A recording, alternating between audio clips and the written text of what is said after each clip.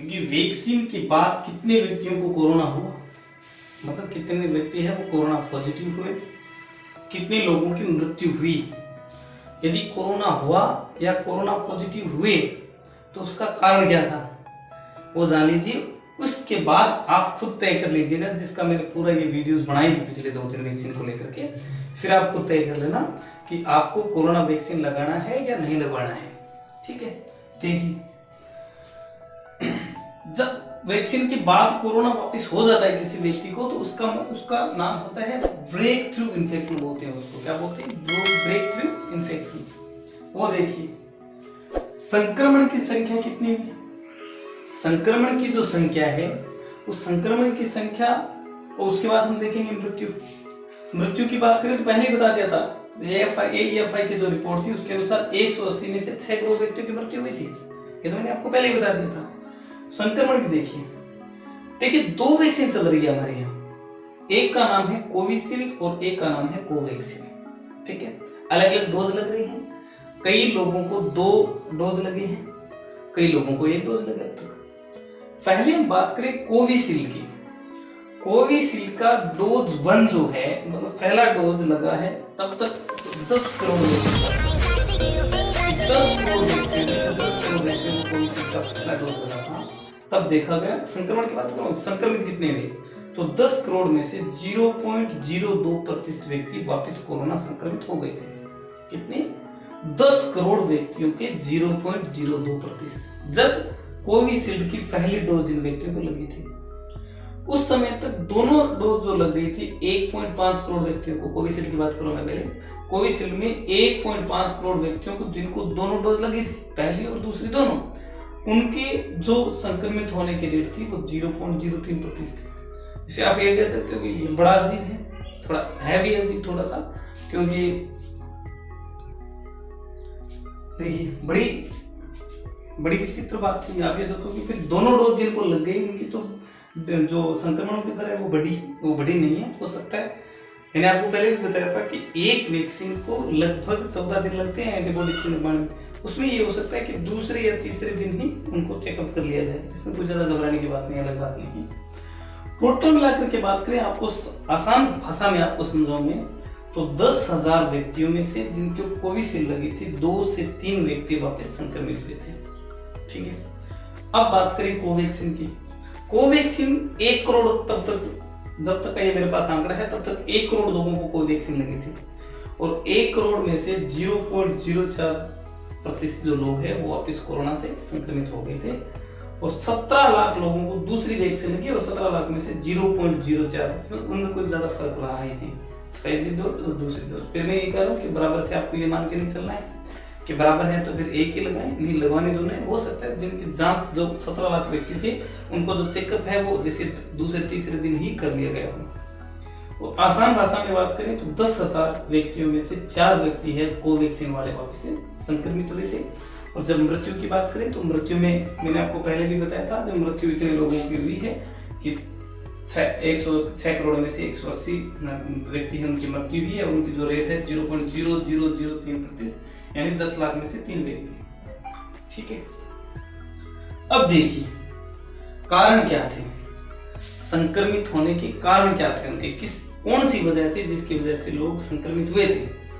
पहला कारण है कि मान लीजिए जब आपने वैक्सीन लगवाया था, वैक्सीन लगवाने के समय आप संक्रमित ही थे।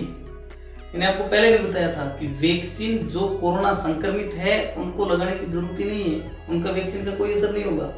ठीक है, तो हो सकता है मान लीजिए आपको पता नहीं हो और आप उस दिन कोरोना पॉजिटिव ही हो, तब आपने हो सकता है चेक कराया हो, या 14 दिन से कम हुए हो आप और किसी के संक्रमण आ गए। मैंने कहा एंटीबॉडीज के निर्माण में कम से कम 14 दिनों का समय लगता है। आज आपने वैक्सीन लगा लिया, कल आप निकल गए, और कल जैसे आप निकले किसी कोरोना पॉजिटिव व्यक्ति के संपर्क में आ गए, फिर आपको कोरोना हो गया। तो यानी ऐसा नहीं है कि आज आपकी डोज लगी और राजा भोज बन जाओ कि अब हम सुरक्षित हैं। 14 दिन तक आप फिर सुरक्षित रहो, अंदर हो, उसके बाद आप है ना वो 10,000 में से 4 व्यक्तियों वालों की श्रेणी में हो गए। ऐसे नहीं है कि लगा लिया फ्री हो गए, तो उनमें अधिकांश लोग ऐसे भी होंगे जिनको 14 दिन से कम हुए थे और वो बाहर निकल गए थे, किसी पॉजिटिव के संपर्क में आ गए। तीसरा, कई व्यक्तियों की इम्यूनिटी बहुत ज्यादा कमजोर होती है, इसके अंदर हो सकता है उनके अंदर एंटीबॉडीज का निर्माण हुआ ही नहीं। और कई देखिए स्ट्रेन है, मतलब नया वेरिएंट अलग, मतलब हमें जो लग रहा है पहली फेज वाला लग रहा होगा और नया वेरिएंट आ गया होगा, हमें पता नहीं होगा, तो दूसरे जो कोरोना संक्रमित हुए वो वेरिएंट है वो अलग होगा, इसकी वजह से आप संक्रमित हो गए हो। तीसरा, पांचवा जो सबसे बड़ा कारण है कि आपको मान लीजिए दोनों डोज लगे। आपने ऐसा सुना है कि डॉक्टर थे, तो खासतौर से डॉक्टर्स के मामले में तो आपने सुना है कि उनके दोनों डोज लगने के बावजूद भी उनकी मृत्यु हुई। क्यों? क्योंकि वो लगातार कोविड पेशेंट के संपर्क में रहे हैं और उनके अंदर एंटीजन इतने ज्यादा उनके अंदर फैल गए तो ताकि उनकी एंटीबॉडीज ने काम करना बंद कर दिया था।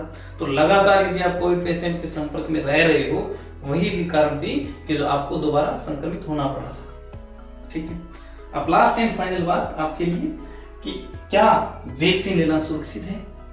वैक्सीन लेना सुरक्षित है या नहीं, अब आप निर्धारित कर लीजिएगा। मैं आपके सामने एक आंकड़ा रखता हूं। देखिए, संक्रमण वैक्सीन लेना सुरक्षित है, दोनों तरीके की बात करूंगा।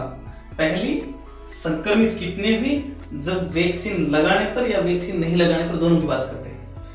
देखिए, जब वैक्सीन नहीं लगाएगी तो पॉजिटिविटी रेट मतलब संक्रमण की दर है 36%। ये दिल्ली का आंकड़ा है, न्यू दिल्ली के 3-4 हॉस्पिटल्स ने सर्वे किया था कि कितने लोग हैं वो कोरोना पॉजिटिव हो गए थे जिन्होंने वैक्सीन नहीं लगाई थी, तो उनकी रेट है 36%। यानी 100 में से 36 व्यक्ति है जिनको वैक्सीन नहीं लगी थी वो कोरोना पॉजिटिव पाए गए थे।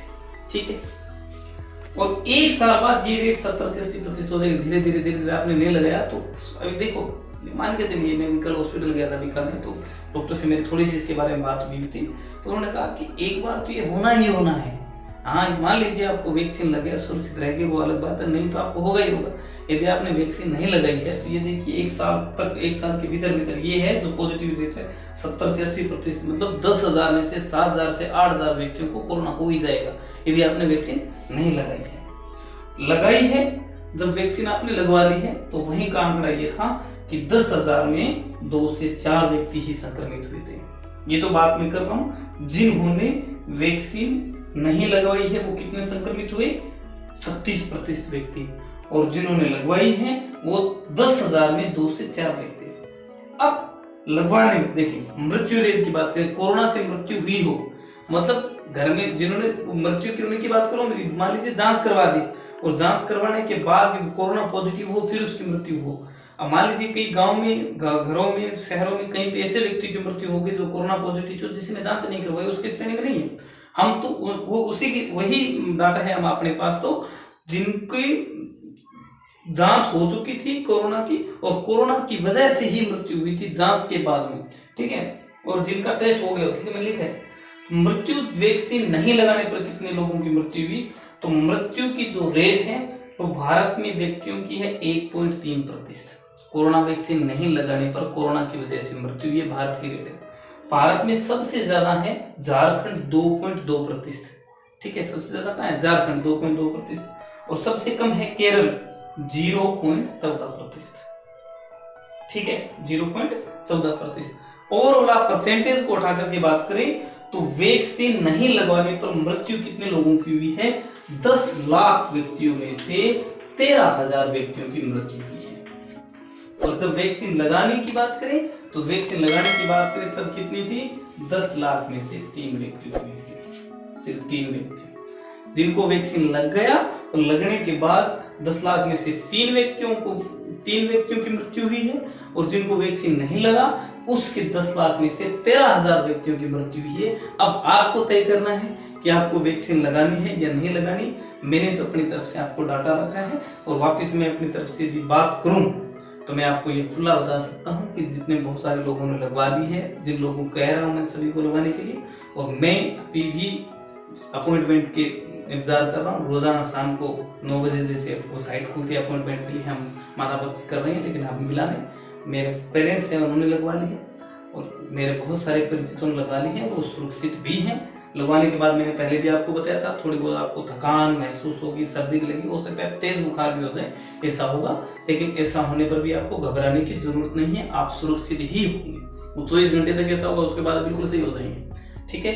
इसलिए अब आप खुद तय कीजिएगा कि आपको 10 लाख में से 13,000 के पास जाना है या 10 लाख में 3 व्यक्तियों की श्रेणी में आना है, ये आपको खुद को तय करना है।